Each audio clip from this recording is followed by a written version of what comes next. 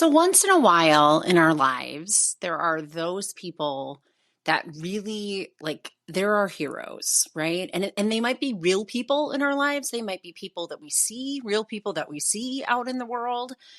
They might even just be, made up people we've read about in books or seen on shows and in movies. For me, one of the people that I would call my biggest hero is actually my sister, Leigh.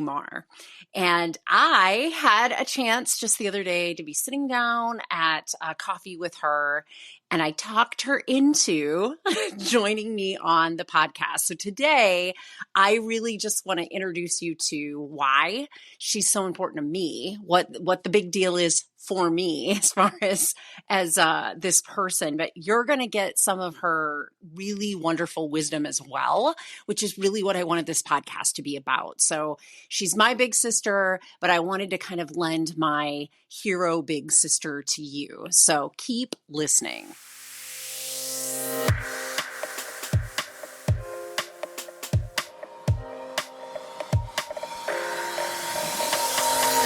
Welcome. This is Midlife Crisis to a Centered Life Thriving, a podcast that teaches women in midlife to unapologetically stop silencing their dreams and start designing the lives they want to live in. I'm your host, Dr. Natalie, and as a clinical psychologist of the last 2 decades and a twice-divorced single mother myself, I not only know how hard it can feel heading into midlife, I am living it right here with you. I have taken all the many failed attempts and lessons learned in my own life and combine it with my extensive clinical experience to give you the tools you need to make midlife the best time in your life. No joke. So let's get started.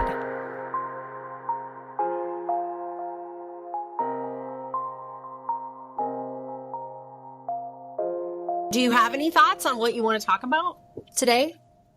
No, I'll just follow your lead. You talk. I'll make jokes and we'll make it fun. Well, okay. All right. Well, welcome back, everybody. I have a real treat for us today. So today I have invited my big sister on the podcast, and I have talked about my big sister on the podcast before. I don't know that she actually listens. I know she's going to not be happy that I've said big sister twice, but she will try to tell you that she's younger than me. Not the case. Not the case. It's actually my birthday today when we're recording this. And so I think I kind of guilted her into doing something way outside her comfort zone by coming online here with me. So we can't really decide what we want to talk about either. So we'll see where this goes. Where the wind blows us, I guess, today is kind of where we're going to go. Just so you know, Leigh, when I've had conversations or, recorded stuff on the podcast and shared about you, it's usually about what amazing woman you are because you've saved my butt more times than I can count, probably more times than both of us can count. So definitely people love you on this podcast. So don't worry. Don't worry. Well, that's awesome. I've never shown up and had people already like me. I know, right? It's already here. They're already here. One thing, though, that I mean, you could share with my listeners, what's your perspective of the crazy that happened to me 5 years ago? Because that kind of is what spearheaded, learntoloveyourstory.com, my second divorce, that second separation. And you were clearly a savior throughout that process. And you and I were having coffee actually last week, which is what kind of got me really wanting to do this conversation on a podcast. Some of the insights you've had have been invaluable to me about how growing up in our alcoholic family is a big reason why I found myself in the spaces that I found myself 5 years ago and have had to really dig into my own personal work to just draw a line in the sand and not do that anymore, not do some of the things that I was participating in my own suffering. So, if you have any thoughts on that, you can certainly share. Sure. I got some thoughts. Well, first of all, you refer to it as this, crazy disaster in your life. And I don't like to look at anything that way. I mean, nobody got anything right by not getting something wrong first. So, I mean, everything that we have in our life that goes, kind of crazy, we learn from it, we grow from it, and we become a better person. I mean, I do a lot of woodworking, you know that, and the first thing you learn with woodworking is that anytime you have a break or a cut in something and you reattach it with glue and whatever, it's a stronger joint than even the natural, grain of the wood to begin with. So, again, we all grow and learn and get better and do something better. I mean, we all have had challenges like that in our life. Facing one right now with the changing of my job, but I know what I'm learning and doing is going to make me stronger. It's going to let me know my story better. I mean, just, after 12 years of working at one company and having to do a resume, I've learned my worth again, because, who sits down and thinks about all the stuff that, that you've done until somebody forces you to do it. So first of all, I don't really look at it that way. Second of all, I think, if you talk about our alcoholic family, we had troubles, and I think everybody does in their family, and whether they admit it or not. But we had a very close-knit family. And because of that, and all the different things that we've gone through, and that didn't mean that, like, all seven of us always agreed to the same thing at the same time. I mean, there were pods, we got along, and you get along really well with Jack, and then now I'm getting along with Jack. But, again, there's pods that, of things, but we were still very close. But that taught you to trust, and sometimes blind trust, especially people that you love. And I think that's what got you seriously in trouble, because, the rest of us were looking at that like, hey, what's going on? And why is she doing that? I get what you're saying there. I mean, it's a gift and a curse, right? Like I do trust blindly, and I've always chosen a small group of people to be close to, and I don't have like lots of friendships or lots of relationships. In particular, because I think it's easier to control for that when you have a smaller group of people. But most of my relationships, once I've let you in, there's a lot of implicit trust that I give. Yeah. But not on in making a comparison with me and this thing with losing my, leaving my job and such. I mean, and I took like a step down last year, as you know, from my, higher level position. And again, I loved the company I was working for. And when the VP, said, hey, this is what we think is going to be best for the company, is to bring in this senior level position. And we need to have a growth pattern for people below you. So that, if we step you down, then you have a growth step up, which was the position I was holding, you know what I mean? So but at the time it made sense. It's like, okay, if I do this, then I see where I've got this pattern, and it gives this guy, this new person a position to be. But like all good bamboozles, if you will,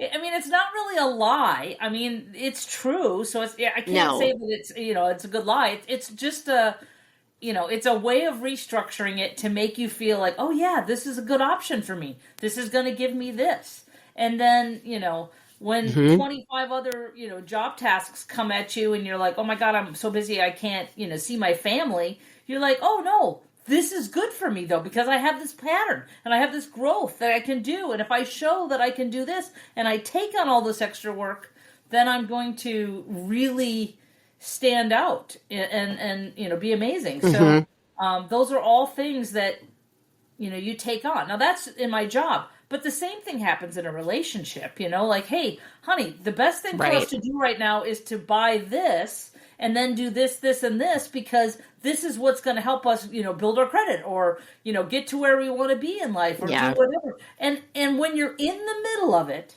and you're trusting all the people around you and you have this happy picture, my happy picture was how much I loved the company I was working for. So when you have all that, you're in a great spot for that infection to grow. Yeah. Like, that's just what you're in. Yeah. So This is so funny. that is where, you were at. And maybe some of us on the outside thought, well, what's going on? But, nobody saw all of it. Nobody could see the whole picture. No. You were the only person in a position to see the whole picture, and you had trust, and you had, love in the relationship, and you had obligations, and all of us are short on time. So, we think, well, what's the most time efficient way for me to get through this? I'll just say yes, or I'll just do this, or I'll go this way. So, again, those are all things that you did, and it just made it led up to what it led up to. But it led up to what it did. But you've dropped some really I loved your metaphor for the wood though. Like, you've dropped some really great knowledge. Like, nothing failed, nothing gained, right? Like, it was a huge learning opportunity for me as well, to seal up kind of one of the final part. I mean, it's not like I'm a therapist myself, so it's not like I hadn't been in therapy or hadn't talked through some of those things. I've been in therapy with my second husband. So it isn't that I wasn't aware of my trust and those kinds of things, but I think, where I have really grown in the last 5 years, I would say, is in my dedication to stop self-betraying. Because that was the pattern that really got me.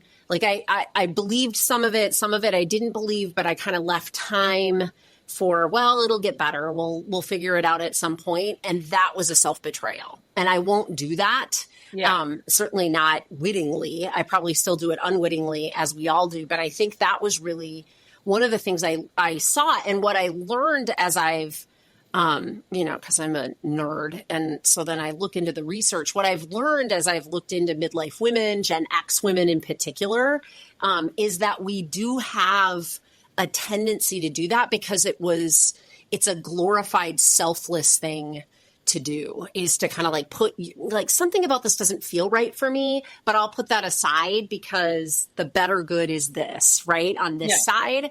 And I think the bamboozled word that you used is a good one, because I do think we got bamboozled. I think culturally and socially what has played out with that is it gets manipulated. It gets manipulated in the workplace. It gets manipulated in relationships. And thank you for sharing about your recent experience. I mean, you even changed language as you were talking about it. I lost a job. I left a job, because it is so weird. The way they stacked it all against you, you just eventually had to choose you if you were going to not be miserable. Mm-hmm.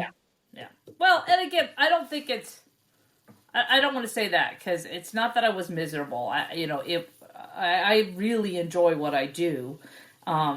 It was knowing my story. It was seeing my own self-worth.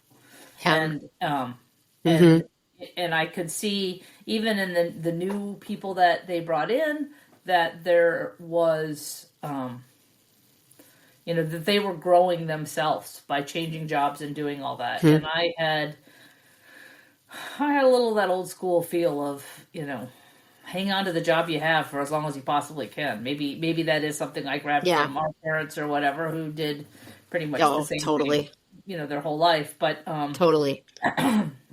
Again, not to discount it, I loved the people I worked with. I mean, the people that worked for me and the people I worked, throughout the whole company with.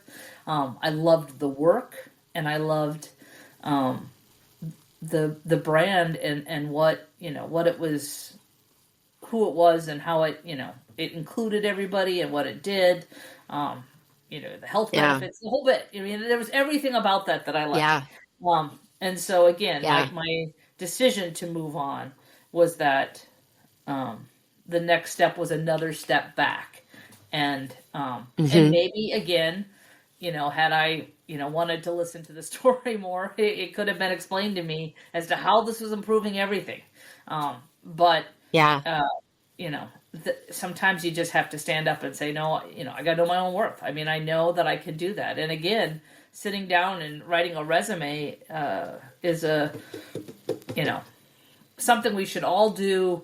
Maybe even a resume of our, of our other parts of our lives. You know what I mean? That was just my work Right. history and what I could do and what I know. But, sitting down and like thinking of target words that describe me, you know what I mean? And having to, write Yes. that down and then talk about different, things that I can do. You know what I mean? Like, I've done international project management because I've managed projects in Canada. You know what I mean? Where, a mother might be able to say, I've done, I've done Yep. a part-time job, taking care of a kid and, whatever. You know what I mean? Like there are different parts of your life that you forget that that's a skill. Like not everybody is going to be able to do legit. All of that. Yeah. Exactly. I mean, my kid has food underwear every day. That's a, I mean, we take I'm amazing. it for granted, like that, of course, why wouldn't they? I mean, but it is something that you're providing, that you're doing, and you're making it happen. And I think I heard you say, and I didn't want to cut you off, but I think I heard you say something about how, in females that we take that on, but don't discount that everything we're talking about also applies to males, because males can be just as bamboozled. They can, they have whatever their dream, their thought process is. And I think even if you looked healthily, that's a word, back at your relationship, you would see that there were things that he believed in. So, some of what he was selling you, he was being sold. And he believed that would happen. And some of the stuff he did was because he realized faster than you that what was being sold was not going to happen. And he was trying to cut and cover. And, that's, again, not something that, it happened on that side. So you want to say, well, that's just wrong, or he did that on purpose or whatever. But I don't know if that's always the case. I mean, I think there's a healthy relationship to both sides of it. Again. Oh, totally. And I also, you're hating each other, then, all bets are off as to whether or not anybody's doing it the right way, but. The right way.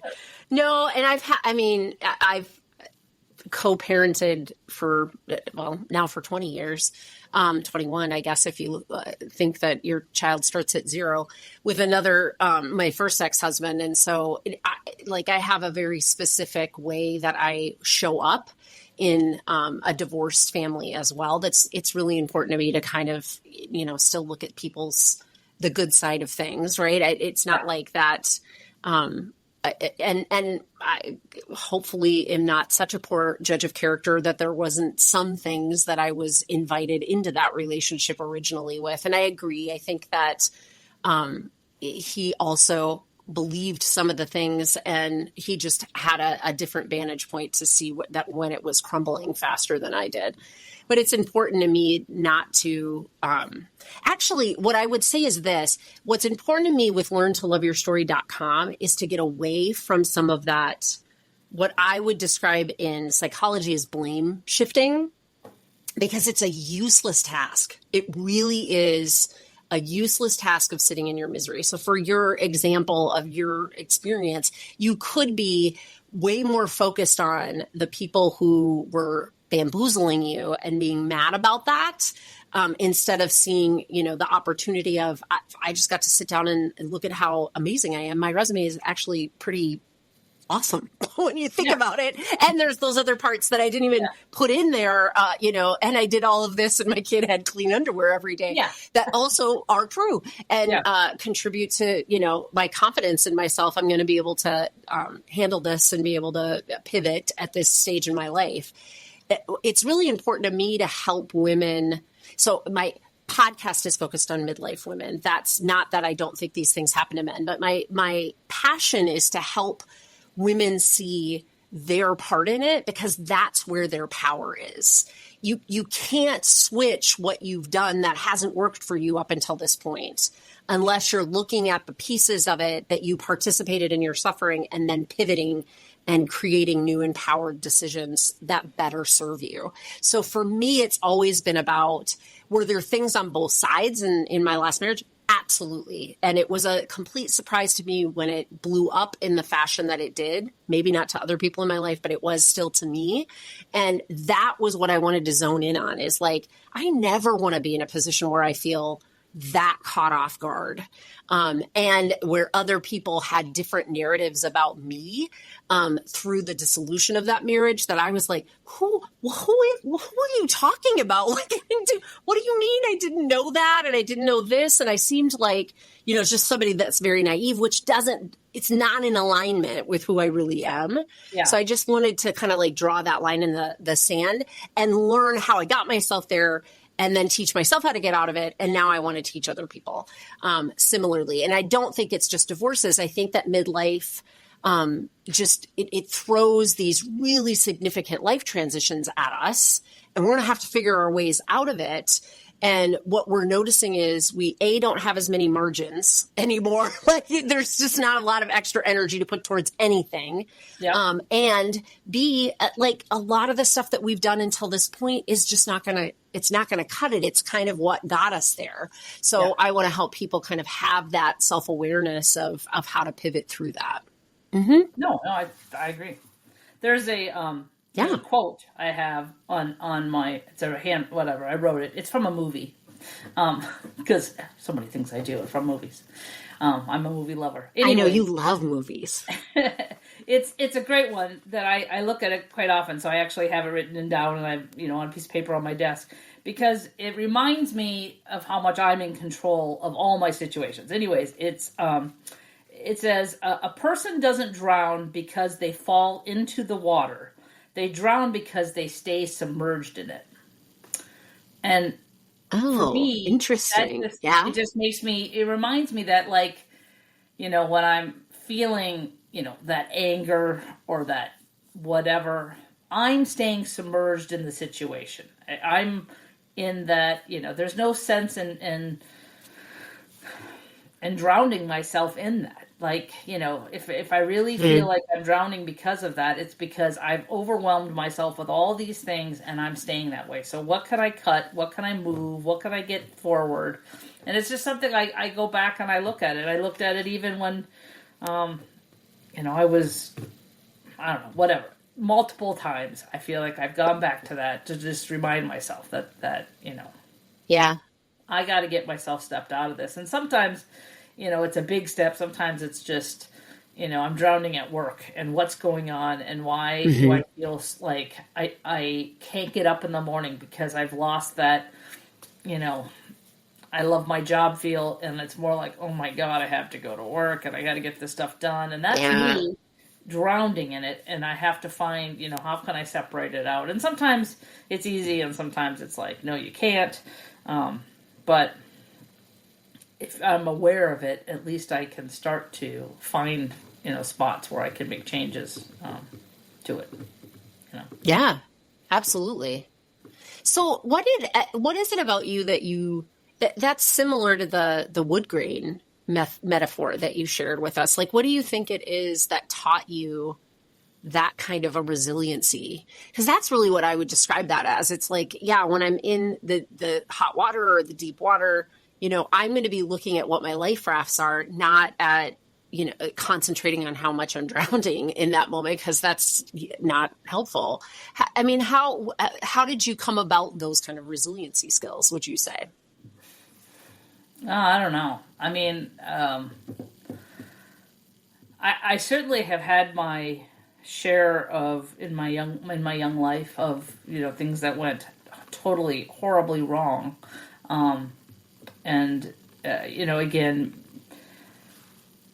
that changed a lot of things in my life, going forward and whatever. But I feel like part of it is it's a mental decision, and some of it maybe was with our parents, that we just were recently talking about some of our dadisms, if you will, about how he liked to control things. And even if, to go back to the plane ticket example, even if we bought the plane ticket at a good price to go from here to there, he still had to jump in, and he'd be all mad that we didn't talk to him about it, and he didn't get a chance to look for 12 different other companies. Not that we can't do it, but that he would need to do it. So I don't know. Like, we've definitely had some things like that have caused some challenges, and I think not without saying, raising a special needs child like I do also changes your perspective on a lot of things about what you can and can't do. But yeah, like I'm not a word person. I don't like to have words all over everything, in my house. My wife my wife hates words all over the place. I know. They love to make fun of me relentlessly. Yes, indeed. So I don't do that, but I have a ton of them that I have a little book from that I carry, or used to carry around all the time, that's got a ton of them in there that help me to recognize things. But some of my favorite are lead from where you're at. Start right now making the difference. Right. If you can be a difference and make a difference and afford to make that difference, then just do it. And be the change that you want to see. You know what I mean? Like, those are important things to do. When I left my job, that I was there for a long time, and there was some bitterness and real hurt inside me. I never stopped working to the last day. I said, closed my computer down. Like, I was answering, literally my day ended at 5:00 that day, and at 4:30, a couple of the ladies that handle some of our financial stuff, because I did a lot of the financial stuff with the construction, are contacting me and like, hey, where's all this marketing money? Where's this going on? And I'm pulling it up and checking it and following it. And I completed construction of a store literally after I put my notice in that this was going to be my day, and I stayed to the end, and I worked to the end, and I led my team to the end. And it doesn't matter to any of them. Maybe none of them even noticed it. Maybe all of them noticed it. That doesn't matter to me. What matters to me is that I left without any kind of remorse in my head. Like, I should have done this, or I should have done that. You know what I mean? And sitting around and yelling at a bunch of people, or, bitching with my team that would certainly listen to me, if I wanted to bitch about everything, it would have done no good. It would have just left them with more anger. And even now we still talk. I mean, like, I've been gone for a month now, and I probably talk to, the team at least once a week, in different ways, not all together at the same time, but they all call me and they all talk to me. And, because they respect me. One of them, speaking of things, one of them gave me this little thing called a difference maker. Difference maker. Anyways, if you don't know what a difference maker is, again, I'm telling you, I don't have words all over, and then I have this little thing on my desk. I know. Anyways, she has secret words. A difference maker is a dedicated person who can make a big impact even with just a small action or a few words. Someone who improves the lives of others, and one who rallies or encourages others to propel themselves forward and bring about change. So, if I borrow you some money, or if I give you a place to live for a couple weeks, I mean, that's me trying to be a difference maker in any way I can to help you propel you forward. There we go. Now we're full circle back to how you got through it and how I helped you. But again, it doesn't have to be about me. But obviously, you see where that is, and that's great. That's great that you care and respect that I did that for you. But that's just doing the next right thing. That's all I can do is the next. That's just doing the next right thing. And moving forward. Listen, you've dropped all the wisdom that I drop all the time and have coined for myself. But I think I forget how much it is the soup that we swim in and still do. I mean, like, not that.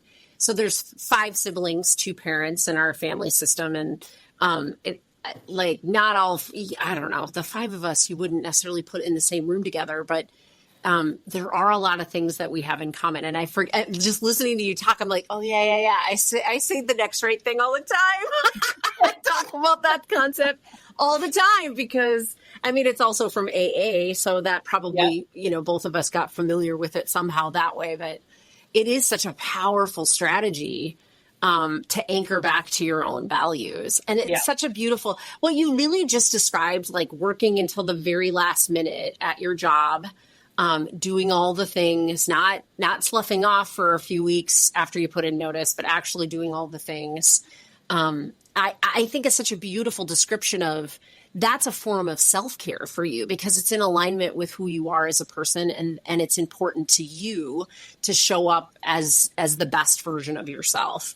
For somebody who does that, kind of in pursuit selflessly to get kind of codependently fed, then it's devastating. Then you're just like giving and giving and giving and never replenishing yourself. And so I just want to name that because I think that sometimes we've in pop culture got these ideas around, if you're telling me to, do self-care and put myself first, Dr. Natalie, then you must just be like forgetting that I have all these people and all these responsibilities and like, I don't have a life where I get to do that. Well, guess what? No, neither do I. Like, seriously, neither does anybody.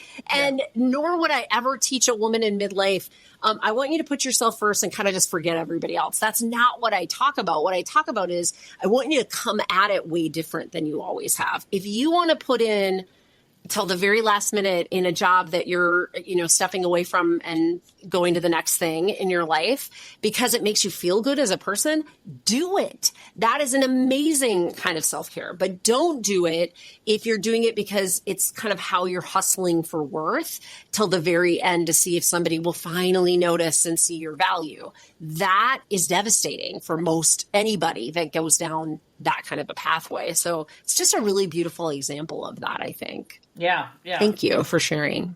I mean, just talking about showing up and that self-care thing. I mean, again, tying back maybe into our AA background of our family, but still, every plane you get on, the first thing they talk about, as they're giving you all your instructions, is that if the air mask comes down, put it on yourself first, and then help others. Because you can't help anybody else if you don't help yourself. And that is truly a metaphor for life. Like if you're struggling, if you're drowning, and you're still trying to give everything you can to everybody else, then you're going to drown. You are going to, something's going to happen, and you're going to make yourself sick doing it. You're going to get so depressed or so, whatever, that's a thing that's going to, whatever. I mean, there are all those things that are going to happen, and you think that it's a time thing, like, oh my God, I can't take care of me. I got to take care of all this other stuff. But, you find that extra 30 minutes to get up and sit down and have a coffee and write, out your day or, what you hated about yesterday or whatever it is to kind of recenter your brain. That's something that improves you. If you can, there are a million different things. If you find a way to get that little workout in, or you find the way to just, take your animal for a walk, if that's, what it takes, to just step away get from it. Get an Oleato at Starbucks. Yeah. Exactly. But those little tiny things that you do just for you are crucial to having the strength and energy to keep putting forward. And if you don't have them, then you definitely are going to get angry. And it also resentful. There's a limit to giving. There's also a limit. Like if you're, I found that even more right now while I'm not working. First time ever, in 12 years, having an entire month off from work. And here I am, I'll take my son to and from, college every day because he doesn't drive. And so I'll take care of that. And then I'll take care of getting the groceries and I'll make the dinner and I'll do this. But by the way, I also have like 5 tasks I want to do around the house. So I'm going to put in this cabinet we haven't had and take care of some of these honey-do list items that we have. And then I find by Thursday, that's my Monday plan. By Thursday, I'm angry a little bit about the fact that no one else is taking care of the dishes. Nobody else is taking care of, making the dinner or whatever. They're just expecting it's going to be done. And I'm not a housewife. I'm the breadwinner of this family. You know what I mean? I'm the one that's bringing in the money. It's really easy to get angry, a little bit in your head, and then I have to step back. I'm like, wait a minute. I gave myself all those tasks. Like, nobody said, hey, Leigh, while you're not working, will you make dinner every night? Will you take Nikolai to and from work? Because, he can get a car. I mean, his financial supplements, because he is disabled, will pay for a vehicle, so we can take care of that. But no, you took all this on, and then you want to get a little angry about it. So sometimes I have to, eat in silence and then realize that I need to apologize to a couple people since they came home, my wife and whatever. Yeah. I mean, you're adjusting. Like you said, you haven't not worked for that long forever. So it's, it's an adjustment to, I think I know you are much like myself, which definitely comes from our family of origin. We love working. Working makes us feel kind of settled and normal. And so in the absence of something to be doing, we find other things to do. But if we do too much of that, our margins are not there. So you get irritable and, but that's part of you. It's not because you fell in the water. It's because you're participating in, I'm drowning at that point. Yep. Like figure out your way to get out of it. That's nobody did that to you, but you. Yeah. So figure that out. Yeah. I mean, and it started with, before I even left the job, saying to my wife, can I take the month off? Like, is that gonna, will we suffer if I take, 1 month off? We've got vacation at the beginning of March. Can I squeeze this in and take basically 5 weeks off without getting myself crazy and looking for interviews and all that kind of stuff? Can I do this? And I was surprised by her response of whatever you need. You know what I mean? Like, if this is something you need, you're right. Yeah. You have been working for 12 years nonstop, and you have been, working some 60, 70, sometimes 80-hour weeks because of the workload that's being thrown at you. Like where you come up and you eat dinner, and then you go back and you'll work till midnight trying to get through emails because your entire day is covered in meeting to meeting to meeting. So love corporate America sometimes. But and so it was a healthy thing. So yeah, absolutely. And then my decision to take on this other stuff was, again, my decision to take on that other stuff. Like you said, filling the void and trying to make, everybody feel like, well, you're not, I'm not just sitting around watching Hallmark movies all day long, which, I could do. You could do. That was part of how you guys healed me when I lived at your house for that little bit of time. There was a lot of Hallmark movies. But, a lot of laughter. My sister is the best at making all of us laugh. Then I channeled that to something else and So we got to have coffee one morning, which was super, or breakfast. That was super fun. It's a matter of adjustment, though, because I don't have another person in the house to ask, is it okay if I stop working as much? But I stopped working as much in 2023, mostly to make time for learntoloveyourstory.com. So it's not like I'm not working, but I'm not being paid for a lot of the work that I'm doing because I'm building up this side of things. And it's been an adjustment, like being able to do that on a Thursday morning. I still struggle sometimes with my own programming and conditioning about, should I be doing this or should I be doing something that's like more productive than lunch or breakfast or something like that with a friend or a colleague? And I still struggle with that stuff. But I knew going into 2023 that I was going to have to give myself some grace with that because it was going to feel different what I was doing for work. But I do, like the podcast editing and stuff. I do all of that usually on the weekends before I even get into my regular work week. I don't know about you, but my brain, I don't know how you do emails at night because my brain kind of shuts off at some point. I do some grading at night. But I know that subject matter so well that, I probably could do it sleeping. Shouldn't do it sleeping, but I probably could do it sleeping. But man, creativity wise or production wise, my after dinner, I've got nothing left these days. Yeah. Has to be light outside for me to be thinking in creative mode.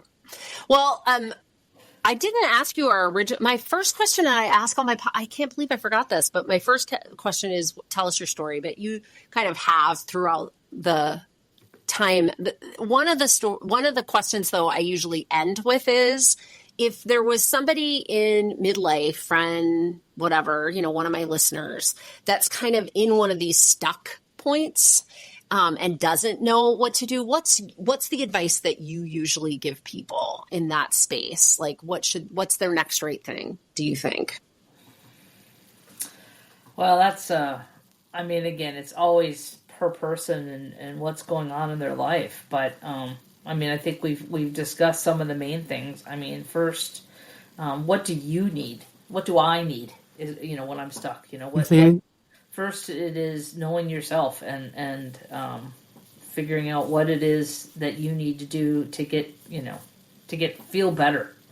If that's canceling everything for 2 days because you need 48 hours of sleep, then get 48 hours of sleep so that you can go to that thing. Yeah.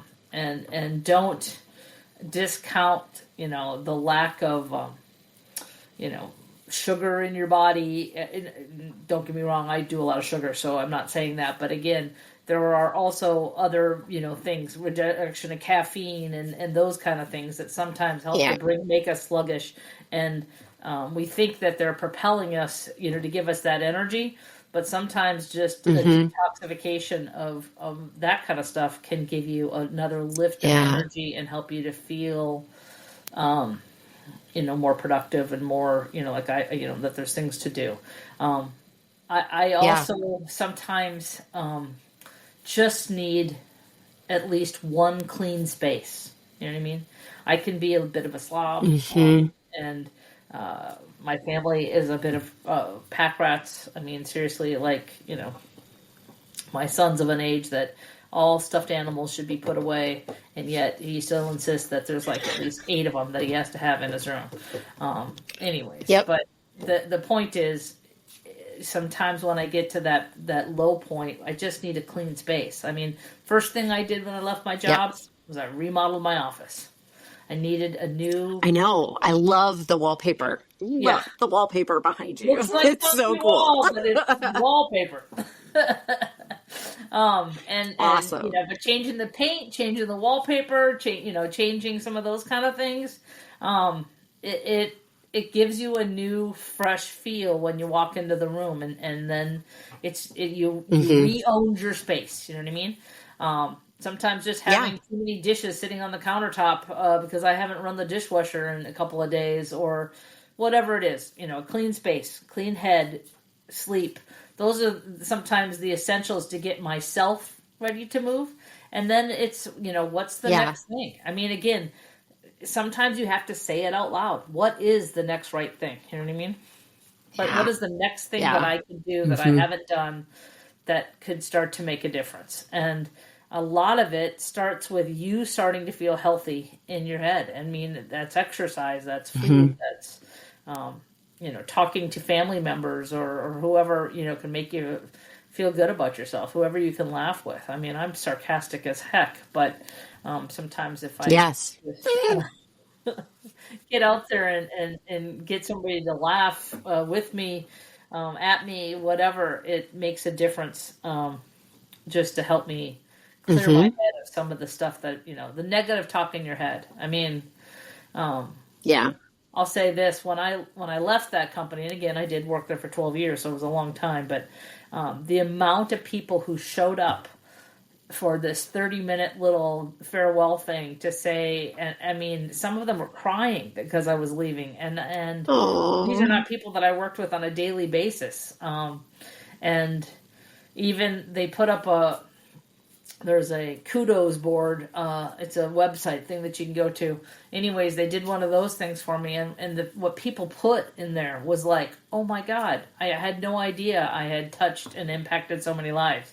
I mean, and that's something to, to really help give you a good kick in the pants that, you do matter and you do totally, impact people, not just your sister. Yeah. Which is easy. Exactly. Easy to say, I'm just taking care of my family, but no, I am not. I'm helping other people. I'm helping other people grow and making that difference. And, I also coach some Special Olympic stuff, which, again, is a way to give back all the stuff that my son's received from that amazing organization. And yes, and those kids' faces and such. So interestingly, yesterday I was at a Dick's Sporting Goods to buy something for my son, and I had on the 2026, I think is what the next Olympics is, USA Olympics. Yep. Olympics, and it's actually going to be here in Minnesota. So that whatever. So they had released the new logo. The last one was in Florida. That was what we went to in 2022. Yeah. So anyways, 2026, 4 years later, it's going to be here in Minnesota. And so I was here as at Dick's, and I have this logo on my shirt because we were part of the logo release party. Anyways, and the lady behind the counter is like, "Oh my God, are you going to go?" And I'm like, "What are we talking about?" Like we're in the middle of a conversation. And I have no idea. I don't even know who you are. And she's like, "I see your shirt." She's like, "Are you going to, volunteer there at the 2026 Olympics?" I said, "Well, I don't know if I'm going to volunteer yet. I mean, I'd love to be coaching something, but my son's a big part of it, and that's why I have the thing." And she's like, "Oh my God, I love it so much." And I had been in the one that, that they had, like, whatever, 16 years ago or so was here. Maybe it was longer. I can't remember.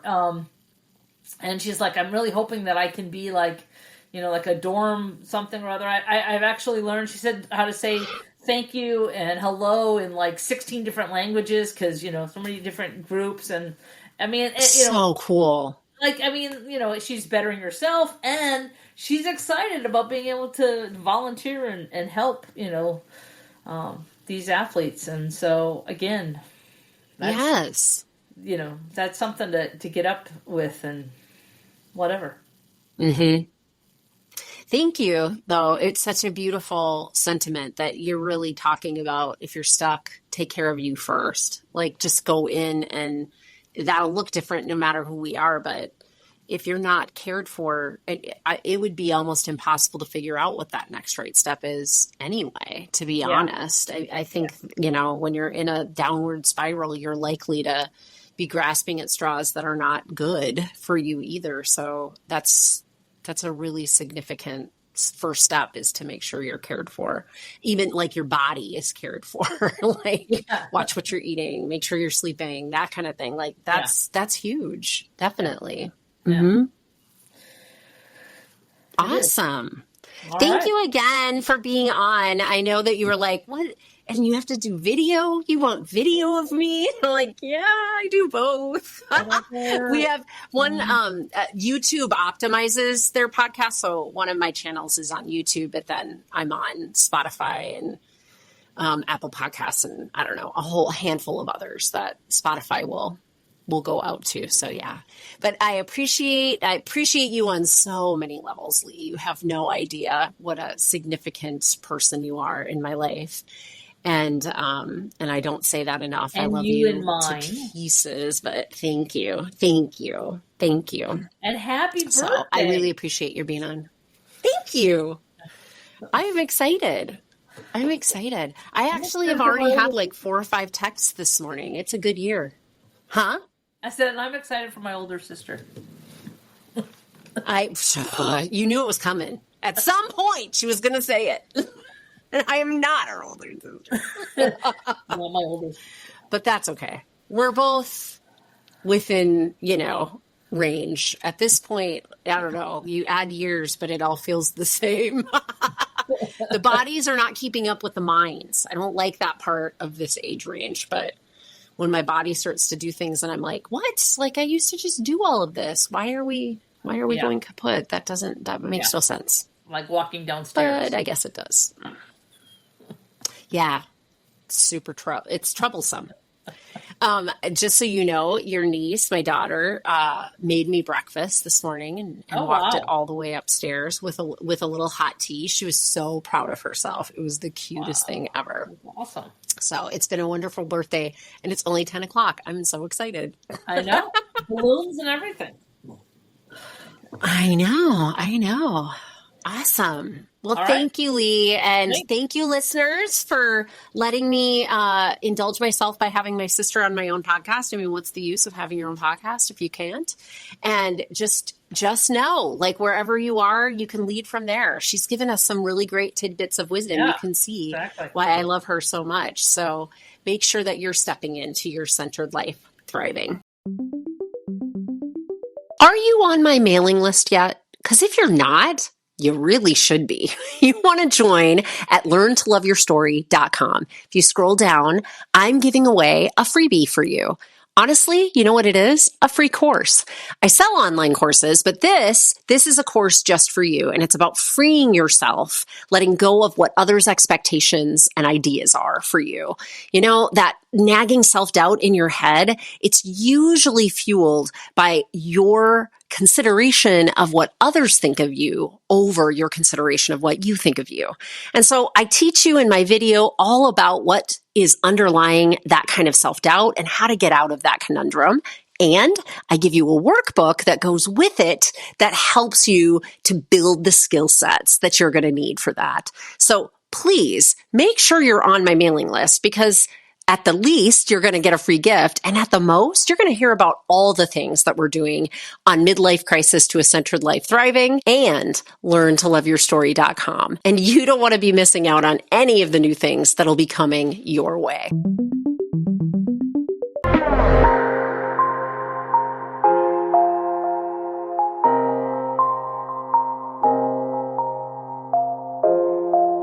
Because I am a licensed clinical psychologist in the state of Minnesota, I have to make sure at the end of each of these episodes that I give you the disclaimer that none of the material that I talk about in these podcasts is meant to replace any kind of therapy or formal medical or mental health treatment. And in fact, anything that I offer on my website, my coaching programs, any kind of psychoeducational materials that I release are not a replacement for that level of care.